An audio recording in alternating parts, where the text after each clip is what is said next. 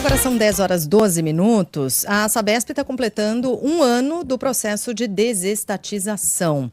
A gente vai trazer aqui um balanço do que aconteceu de lá para cá, mas tem muita pergunta enviada pelos nossos ouvintes também nesses últimos dias todos, que dizem respeito ao trabalho, ao que a Sabesp tem feito. Algumas queixas também, a gente cobra diretamente dele, nosso convidado, CEO da Sabesp, Carlos Piani, que gentilmente está aqui conosco no nosso estúdio. Bom dia para o senhor.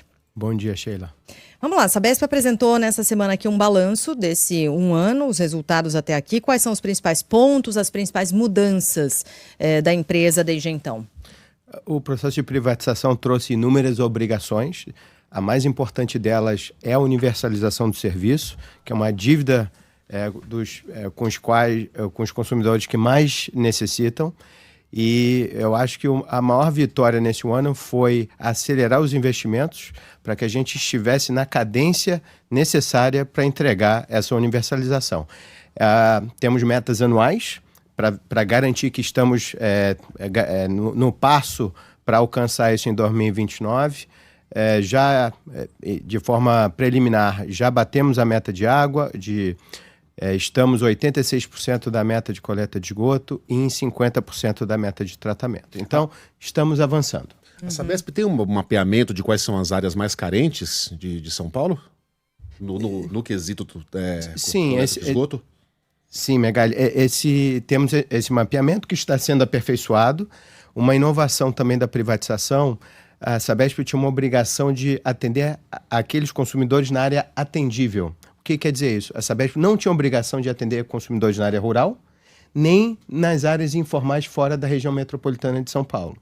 Então, em áreas vulneráveis, por exemplo, na Baixada Santista, a Sabesp não tinha obrigação. E isso mudou com a privatização. Hoje, a Sabesp tem que atender a todos, sem exceção. A meta é 2033, né? Meta Nacional de Universalização da Coleta. Por que a Sabesp antecipou para 2029? Está mantida, então, essa antecipação?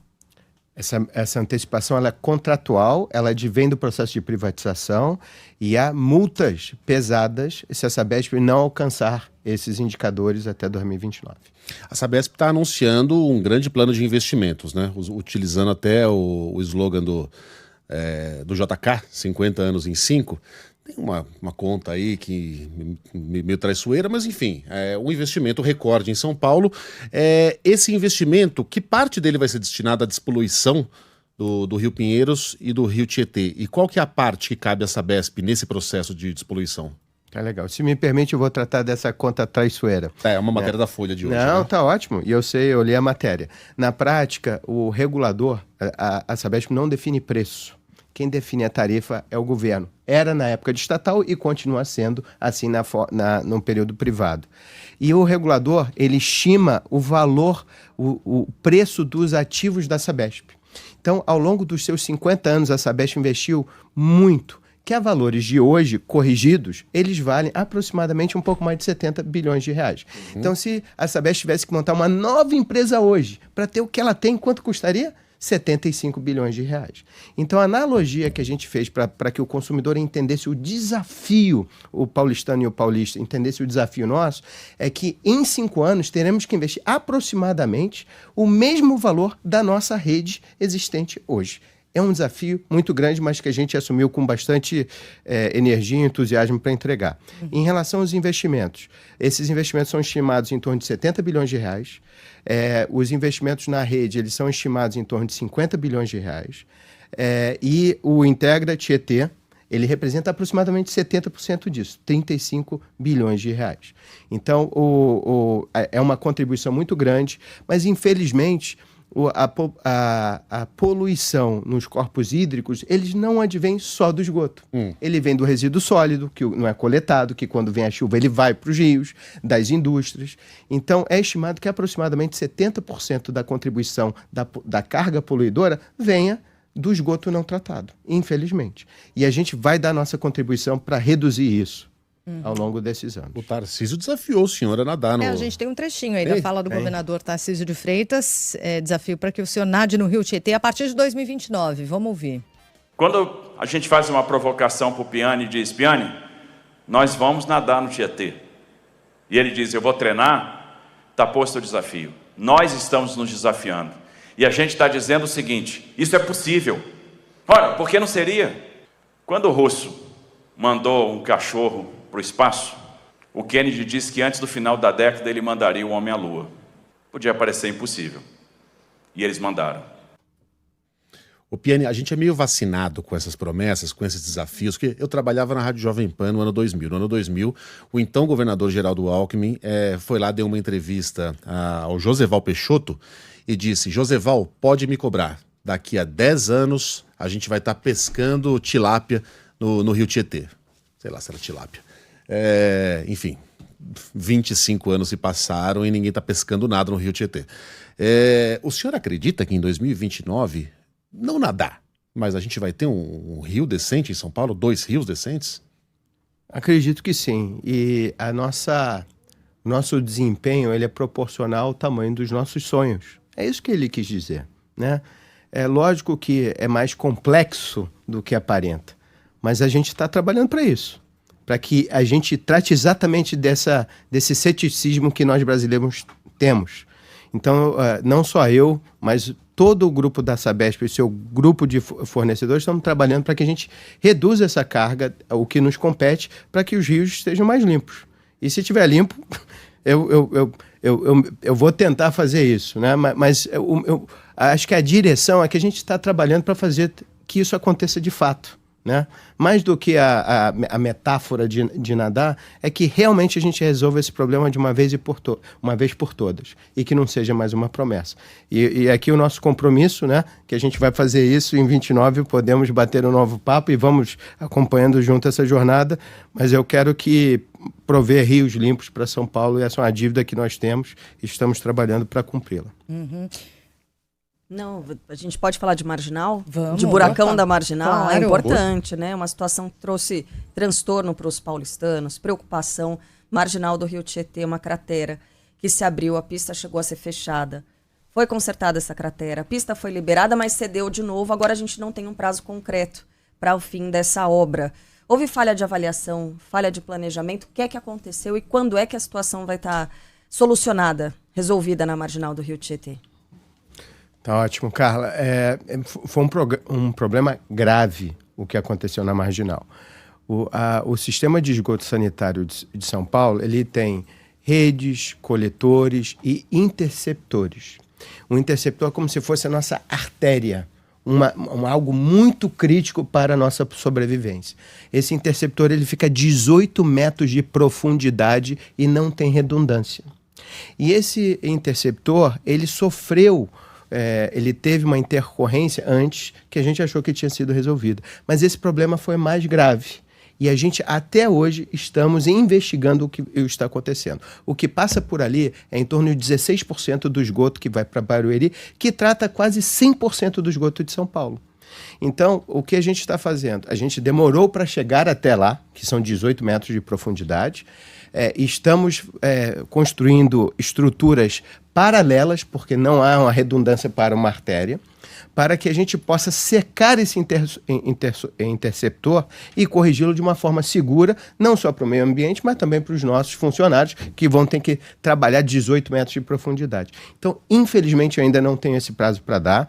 Construímos uma alça de acesso paralelo e esse impacto para a sociedade ainda está minimizado, mas assim que a gente tiver um diagnóstico preciso e o prazo, a gente vai informar a sociedade. Mas por que a Sabesp liberou a pista? Porque a gente fez uma alça paralela para isso. Isso não está impactando... A pista que cedeu, ela foi liberada, ela foi entregue. Não, sim, correto. A pergunta é por que houve 2 vezes. Isso. Né? Exatamente, porque a extensão naquele momento não foi diagnosticado, dado o que aconteceu, que era dessa severidade. E aí, na hora que aconteceu, é que está acontecendo alguma coisa... A causa raiz desse problema, a gente só vai conseguir descobrir quando a gente tiver 18 metros lá no local. Naquele momento, a gente não cavou 18 metros. Tá. O que foi feito foi um diagnóstico com a informação que havia a tempo. Na hora que teve uma segunda intercorrência, viu? Não, temos que ir até lá para descobrir efetivamente o que está acontecendo. Mas o senhor admite que houve um erro, então? Não é um erro. Essas coisas não são precisas, Megali. Não é uma fórmula matemática. Não é, mas havia um buraco que se abriu, foi entregue a obra e o buraco se abriu novamente. Mas nesse primeiro, né? Nessa primeira avaliação, não se chegou lógico. até lá. Havia já a necessidade de fazer uma espécie de ponte de safena, já que a gente está usando essa história analogia. Das artérias, né? Exato. O que eu vou dizer é com as informações que havia naquele momento. No primeiro momento. No primeiro momento, correto. Carla, naquele momento, a gente achou que era possível resolver aquilo, o que mostrou que a doença era um pouco mais grave. E a gente está investigando a doença. Então, o que está sendo feito é desviar ali o que passava por esse duto. Isso já foi construído? É isso? Ele está sendo construído, a gente está construindo um bypass ali e várias outras estruturas que antecedem aquele ponto do buraco, para que a gente possa eliminar o esgoto naquele ponto, para que as pessoas, que os nossos colaboradores possam entrar e corrigir o problema. Qual é a extensão desse bypass? Desse bypass é curso, acho que uns 600 metros, mas essa extensão toda que a gente está administrando é em torno de uns 2 quilômetros. A gente está olhando coisas antes e coisas depois. Ixi, então vai demorar, né? Ainda. Não, a nossa expectativa é que nos próximos 30 dias a gente termine essas estruturas paralelas para que a gente possa secar por completo o interceptor a 18 metros e aí ter o diagnóstico preciso e não estimado da real causa do problema. Tem uma outra situação aqui na capital paulista e que tem gerado aqui muitas manifestações de ouvintes que moram ali na região da Freguesia do Ó, moradores sofrendo demais com prejuízo, vários reclamando de dificuldade ou demora no contato com a Sabesp por causa daquela abertura, o rompimento de uma adutora na Freguesia do Ó. Qual o prazo para o fim das obras ali? O que aconteceu exatamente naquele caso? Houve até uma discordância, se a culpa é da construtora, se não é, Subprefeitura, Sabesp, só que no meio disso tudo fica uma população que teve de sair de casa, gente que morava ali havia décadas nessas casas, tiveram suas casas invadidas ali pela lama, pela água e tal, não tem nem previsão de quando consegue voltar direito, enfim. E além disso, há um mapeamento atualizado da cidade envolvendo estruturas que podem colapsar? Desse risco? Eu vou tratar o problema e depois eu falo claro. Geral, tá? Então, ali o que houve foi um rompimento de uma adutora de água, né, em torno de 600 milímetros. Esse problema já foi sanado. Estamos trabalhando com a reparação dos prejuízos com as pessoas envolvidas. Inclusive, pagamos hotéis para quem não queria ficar em casa. Então, tudo isso está sendo feito, né? Então, estamos tratando a situação. A situação hoje está... o problema resolvido e a equiparação dos prejuízos sendo negociada, né? A causa raiz do problema a gente ainda está sendo investigada. A rede da Sabesp, como de todas as empresas de saneamento, elas são muito, muito antigas, entre 40 e 50 anos, e estava sendo feita uma obra de grande porte ali do lado, como se pode ver até quando você chega no local. Não foi comprovado nenhuma relação ainda da obra com aquilo, mas há uma hipótese que, de repente, a movimentação, dada a estrutura mais envelhecida, tenha sido a causa, né? Mas não posso garantir isso ainda. Então, na prática, foi isso que aconteceu. Parte do nosso investimento, que nós discutimos antes, 70 bilhões de reais, ele também será destinado à renovação desses ativos que são antigos, para que a gente possa minimizar esses eventos que são infelizes, mas é isso. Piane, a gente não tem muito tempo, então eu queria que o senhor é uma figura relativamente nova, né? Quer dizer, nova no conhecimento do público aqui em São Paulo, do paulistano. O senhor tem uma carreira longa, né? Trabalhou no mercado financeiro, Banco Pactual, foi cotado para a presidência da Vale, foi judoca. Dos bons, frustrado. Dos bons, né? O sotaque entrega, é do Rio de Janeiro. Eu queria que o senhor se apresentasse para São Paulo. De onde o senhor veio, qual que é a sua expertise e o que o senhor entende como uma Sabesp ideal. O que o senhor pretende entregar nos próximos anos, de uma maneira geral, para quem é aqui de São Paulo. Obrigado, Megali. Bem, meu nome é Carlos Piani, eu tenho 52 anos, tenho uma carreira não só de executivo, mas também de investidor no mercado financeiro. Tive a grata felicidade de presidir uma das maiores empresas do setor elétrico brasileiro, chamada Equatorial, Energia, hoje é Equatorial S.A. Também liderei uma das maiores empresas do setor de incorporação imobiliária chamada PDG. Fui presidente da Kraft Heinz, uma empresa de consumo no Canadá durante 4 anos. Kraft Heinz é do ketchup.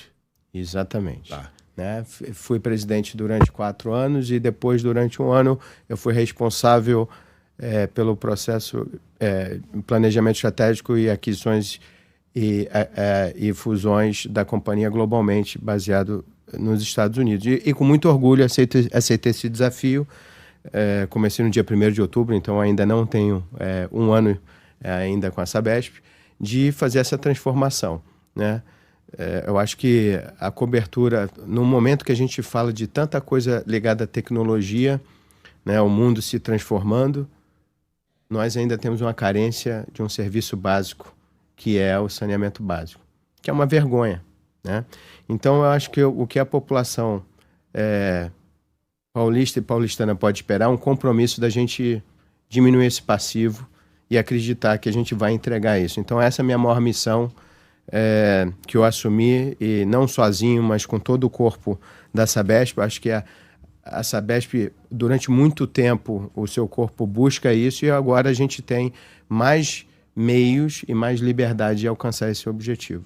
A Sabesp não recebeu R$1, houve uma transferência de venda de ações. E a Sabesp tem que gerar recursos com a sua própria atividade para fazer frente a esses 70 bilhões de reais. É isso que a gente vai fazer, a gente vai endereçar com bastante transparência. Quando tiver problema, vamos falar dos problemas, né? E quando estiver bem também vamos tentar celebrar as vitórias. Mas o meu compromisso aqui para a população de São Paulo é que a gente vai lutar bastante para fechar essa dívida aí com a sociedade. Eu queria falar um pouco sobre a última pesquisa mais recente do Instituto Trata Brasil, que faz o mapeamento do saneamento básico aqui em todo o Brasil, mostrando que a situação no estado de São Paulo está acima da média nacional, com 9 das 20 melhores cidades em termos de universalização da coleta de esgoto, tratamento e fornecimento de água. Então, os números são positivos quando você olha o mapa nacional, mas tem alguns recortes que são importantes. Por exemplo, essa mesma pesquisa mostra a situação de Guarulhos, e ali é preocupante. A cidade tem 37% do esgoto tratado, mas esse dado é de 2023, pode ter uma alteração. Meta de universalização adiada para 2029. Por que o Guarulhos apresenta uma situação tão diferente na capital, em outras cidades, e o quanto isso atrapalha, por exemplo, o trabalho que é realizado no Rio Tietê? Ótimo. Vou fazer uma pequena introdução e eu vou endereçar a sua pergunta. O saneamento básico, ele, pela Constituição Federal, ele é uma atribuição municipal, né? E nas regiões metropolitanas, onde há uma divisão, um compartilhamento da infraestrutura, esse poder concedente é compartilhado entre o município e o Estado. Então, em geral, é o município que é o responsável. Guarulhos era o próprio responsável pelo seu saneamento básico, não era a Sabesp. E a Sabesp vendia água bruta para Guarulhos, porque Guarulhos não tinha produção de água, não tinha captação de água.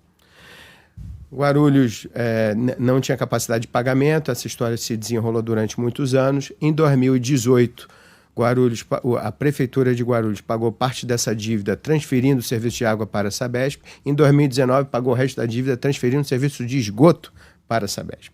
Então, a Sabesp é responsável pelo serviço de esgoto no município de Guarulhos desde 2019. Quando a Sabesp assumiu, a cobertura de esgoto em Guarulhos era de 3%. E Guarulhos é a segunda maior cidade. 3%? 3%. Uma casa a cada 30 casas. Infelizmente. É difícil acreditar, né? A segunda maior cidade do estado. Uhum. Esse é o tamanho, no estado mais rico do Brasil. Uhum. Né? Então, essa dificuldade. Deixa eu só generalizar. A situação de Guarulhos é difícil, mas pensa nos 375 municípios que a Sabesp atende, dos 645. Mesmo a Sabesp, que é uma das 3 maiores empresas do Brasil, hoje só trata 60% do esgoto que é gerado. É isso que a gente está tentando mudar. Então, é caro, é investimento, né? Leva tempo. Eu sei que a expectativa dos consumidores aumentou logo depois da privatização, mas essas coisas não se resolvem do dia para a noite. Vai demorar alguns anos e o nosso compromisso é resolver isso em 5 anos. Então, a história de Guarulhos é essa. O indicador que a gente espera levar a cidade de Guarulhos é para um tratamento de 45% esse ano e 55% no ano que vem, alcançando paulatinamente 100%, 99% até 2029. E isso atrapalha o trabalho que é feito no Rio Tietê? Esse investimento que eu acabei de citar, sim, ele vai contribuir. Lógico, sim. A melhora sim, né? Sim, está perfeito. Atrapalha, infelizmente. E com relação à contratação de pessoal, que precisa de gente para fazer tudo isso, né? Qual é a meta? Quais são as previsões? Olha, a gente não tem meta de... A gente tem uma meta de investimento que tem uma decorrência, contratação. Hoje, dado o volume... A Sabesp aumentou bastante o seu volume de investimento. Até o meio do ano, a gente já investiu a mesma quantidade de capital que a gente investiu no ano passado. A Sabesp vai ter que triplicar o volume de investimento para fazer frente a essa demanda que a gente acabou de falar. Então, com as frentes de obra que nós temos, já temos 7.500 colaboradores ou pessoas trabalhando diretamente nas obras, né? A nossa expectativa é que quando a gente tiver com todas essas obras em curso até o ano que vem, a gente vai mobilizar 40 mil trabalhadores com esse esforço da Sabesp.